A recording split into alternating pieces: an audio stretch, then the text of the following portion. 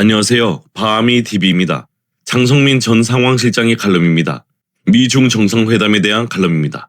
주요 내용입니다. 들어보시죠. 오랫동안 미중 시대에 한반도 생존 전략 등에 깊은 관심을 가져왔다. 한반도에서 강대국들의 패권 경쟁이 우리의 운명에 미치는 영향에 문제의식을 가져왔다. 이번 미중 정상회담으로부터 눈을 뗄 수가 없었다. 이번 미중 정상회담은 국제 정치의 판이 바뀌는 신질서의 태동기에 열렸다. 이 두 슈퍼 초강대국들 간의 담합과 거래가 우리의 운명을 뒤흔들어 놓을 수 있다고 생각했다. 이번 미중 정상회담에서 가장 눈에 띄는 이상현상은 무엇일까? 트럼프와 시진핑의 행태가 완전히 뒤바뀌었다는 점이다. 평소 트럼프 대통령의 언행은 매우 직설적이고 공격적인 행태였다. 그러나 이번 중국 방문에서는 매우 차분하며 겸손한 모습으로 일관했다. 트럼프는 모든 면에서 시진핑에게 양보하는 소프트 터치로 일관했다. 평소에 말수가 적기로 유명한 시진핑은 신중한 처신에 트레이드 마크를 찾아볼 수가 없었다. 시진핑은 늑대 외교의 전형으로 돌변한 모습을 보였다. 미국이 대만 문제를 잘못 다루면 미중 양국은 충돌하게 된다. 공격적 발언을 서슴지 않았다. 미중 양국은 투키디데스의 함정에 빠지면 안 된다는 발언을 트럼프의 면전에 쏘아댔다. 트럼프는 시종 여유로웠고 시진핑은 초조했다. 두 지도자는 평소와 달리 상반된 행태를 보여주었다. 시진핑 입장에서 해석해보자. 트럼프가 중국의 기름통 베네수엘라, 이란을 잘라놓았다. 친중 잉샤들인 마두로, 하메네이를 제거했다.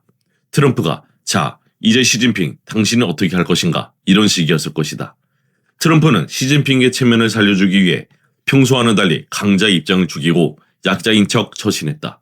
시진핑으로부터 경제적 이득을 한 보따리에 챙겨야겠다는 계산을 깔고 있다는 것을 눈치챘을 것이다. 자신을 향한 첫 번째 타깃이 대만 문제임을 직감했을 것이다. 이 부분이 시진핑의 초조함의 발로였을 것이다. 평정심을 잃은 시진핑이 마침내 대만 문제에서 자신의 감정을 감추지 못했다. 그 결정이 충돌과 투키디데스의 함정이란 말폭탄이 아닐까 생각된다. 시진핑이 언급한 투키디데스의 함정이란 무엇인가? 오래전 통독했던 예정된 전쟁이란 책을 꺼내 그 내용을 간단히 몇 자 정리해본다. 미중 정상회담에서 가장 화제를 낳았던 말이고 미중 관계의 현 주소를 표출하는 가장 압축적인 한마디로 생각하기 때문이다. 투키디데스의 함정이란 말은 앨리슨의 책 예정된 전쟁에서 비롯됐다. 이 책의 부제는 미국과 중국은 투키디데스의 함정을 피할 수 있을까다. 앨리슨 교수의 핵심 요지는 분명하다. 중국과 미국은 누구도 원하지 않는 전쟁을 향해 가고 있다. 그 이유가 바로 투키디데스의 함정 때문이다. 부상하는 신흥 강대국이 기존 패권국을 밀어내려 할 때 가장 가능성 높은 결과는 전쟁이라는 것이다. 고대 그리스를 파괴한 펠로폰네소스 전쟁에 대해 투키디데스는 다음과 같이 설명했다. 아테네의 부상이 스파르타에 심어준 공포가 전쟁을 불가피하게 만들었다. 이와 같은 조건은 지난 500년 동안 16차례 나타났다. 그중 16차례는 폭력적 충돌로 끝났다. 이제 17번째 사례에서 중국은 미국과 충돌하는 길로 가고 있다. 중국이 자신의 야망을 절제하려 하지 않고 워싱턴이 태평양에서의 우위를 중국과 공유하려 하지 않는다면 작은 사건 하나가 대전쟁의 불씨가 될 수 있다. 워싱턴과 베이징은 이 위험한 암초지대를 무사히 통과할 수 있을까? 예정된 전쟁은 미래를 예언하려는 책이 아니다. 오히려 전쟁이라는 미래를 막기 위한 책이다. 투키디데스는 누구인가? 투키디데스는 고대 그리스의 역사학자이자 장군이었다. 인류 역사상 가장 영향력 있는 전쟁 사상가이다. 그가 세상에 알려진 것은 그의 명저 펠레폰네소스 전쟁사 때문이다. 그는 아테네와 스파르타의 전쟁에 참전한 군인이었다. 그는 전쟁 중 문책을 당해 유폐되다시피 한 생활을 하고 지낼 때 아테네와 스파르타의 전쟁에 대해 쓰기 시작했다. 30년 동안 지속된 두 강대국 아테네와 스파르타 간의 전쟁을 기록한 것이 바로 펠레폰네소스 전쟁사다. 투키디데스는 역사에서 처음으로 전쟁의 구조적 원인을 현실적으로 분석해낸 역사가였다. 투키디데스의 핵심 사상은 국가 간의 관계는 힘의 정치가 핵심이라는 점이다. 투키디데스는 국가들이 도덕보다 생존과 힘을 우선한다고 보았다. 강자는 할 수 있는 것을 하고 약자는 감내해야 하는 것을 감내한다고 했다. 첫째, 국제 정치에서는 도덕보다 힘이 우선한다. 둘째, 약한 모습을 보이면 제국 전체가 흔들린다. 셋째, 힘이 없는 정의는 현실에서 의미가 없다. 넷째, 생존하려면 복종하라. 당시 아테네는 민주주의 국가였지만 제국이 되면서 점점 오만에 사로잡혔다. 지금의 중국은 오만함에서 아테네와 공통점을 느끼게 만든다. 투키디데스는 강대국도 공포 때문에 더욱 공격적으로 변할 수 있다고 보았다. 투키디데스의 함정은 이렇다. 중국이라는 신흥 강대국이 부상하면서 미국이라는 기존 패권국을 위협한다. 두 강대국 간에 긴장이 발생한다. 긴장의 지속 속에 미국이 패권의 위협을 느낀다. 두 신구 강대국 간의 전쟁을 맞게 된다. 그레암 교수가 투키디데스의 함정을 말한 것은 미국과 중국이 전쟁으로 빨려 들어가는 것을 피해야 한다는 점을 강조하기 위한 것이었다.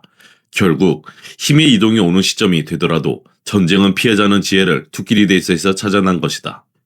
투키디데스는 아테네와 스파르타의 전쟁은 진정 불가피했는가를 묻는다.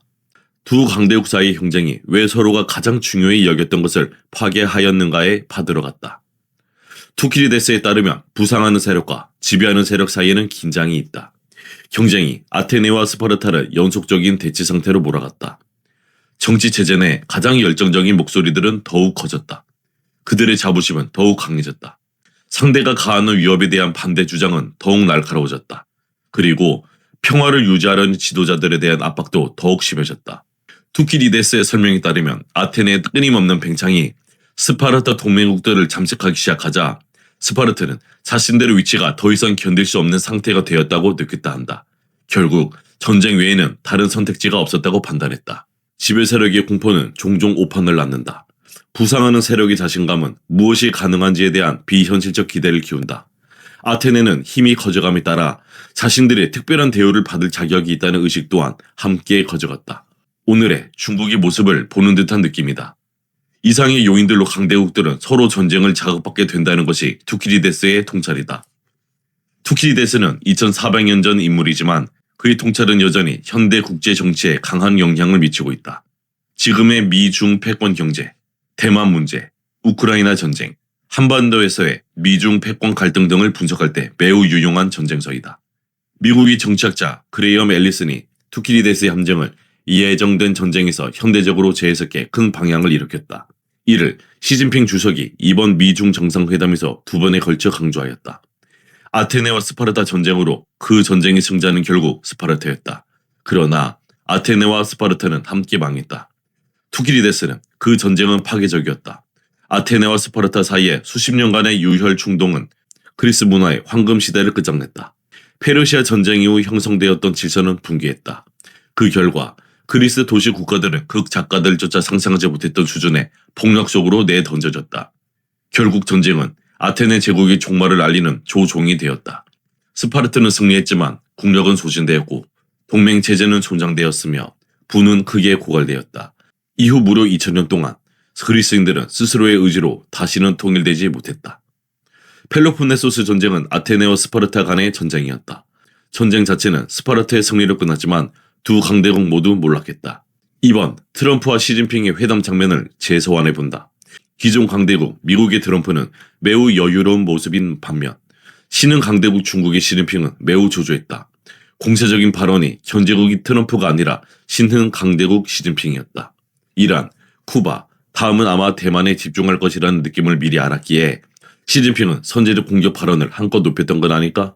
미중 관계가 신구 패권 이동기로 해석될 수 있을까? 장성민의 칼럼 어떻습니까? 바하미 TV였습니다. 감사합니다.